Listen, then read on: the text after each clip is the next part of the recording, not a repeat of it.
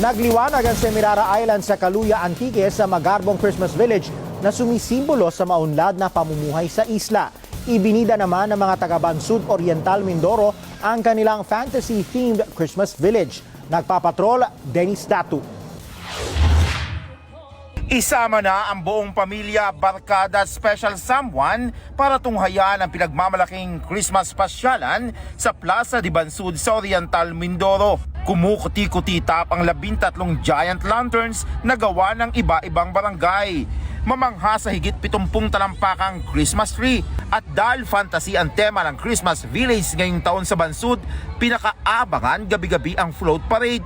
Tampok ang iba-ibang characters gaya ni na Cinderella, Beauty and the Beast, Tinkerbell, Aladdin, Coco, Moana, Inside Out at Encanto. Very beautiful, maganda ang Bansud. Pumunta na sila dito at mamasyal. Napakaganda rito. Lalo na sa gabi. Nakakataba po ng puso at dinadayo po ang aming bayan. Ginastusan ng bawat departamento ng munisipyo ang mga float para magkaroon ng kasiyahan ngayong Pasko, lalo't maraming pinagdaan ng pagsubok ang bayan. Isa ito sa mga dahilan para mahibsan yung kanilang stress at mabawas-bawasan yung kanilang mga problema nung kami ay napikir na sa aming sakuna. Pagkatapos manood ng float parade, pwede namang sumakay sa mini train at libutin ang buong plaza. Pwede ring mamangka sa lagoon sa plaza. Sakto ito para sa mga magkasintahan, romantic ang hatid ng mga palamuting ilaw habang namamangka. At dahil malamig ang panahon, may libreng kapeng pampainit. Tawid naman tayo sa kalapit na Semirara Island sa Caluya, Antique. Sabay sa pagdiriwang ng Coal Festival ang pagpapailaw sa Christmas Village.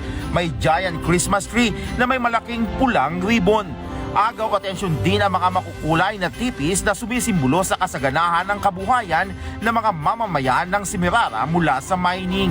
Kasi noon, tradition is laging black to show the makulay. Ipakita naman sa tao yung ibig sabihin namin na yung makulay at masaya yung pamumuhay namin dito. Pwedeng tumambay sa ilalim ng mga tipi at doon magsalo-salo ang mga magkakapamilya at magkakaibigan. Hindi rin papatalo ang Plaza Mabini sa Batangas City sa pagandahan ng mga pailaw ngayong Pasko. Tema ngayon ng pagdiriwang ang magkatuwang tayo sa isang Paskong Batanggenyo. Nagliliwanag din ang harapan ng City Hall sa iba-ibang palamuti. Masisilayan din sa kahabaan ng Rizal Avenue at P. Burgos Street at mga tulay ang mga palamuting pamasko. Bukod kay Santa Claus, kinaaliwan din ng mga bata sa plaza ang mga magic show, puppet show at iba pang mga pagtatanghal. Dennis Datu, ABS-CBN News. Tuloy-tuloy po ang ating pagpapatrol sa bayan mula Lunes hanggang Biyernes sa TV Patrol. Alas 6:30 ng gabi hanggang Sabado at Linggo sa TV Patrol Weekend. Sa bago nitong oras, alas 5:30 ng hapon.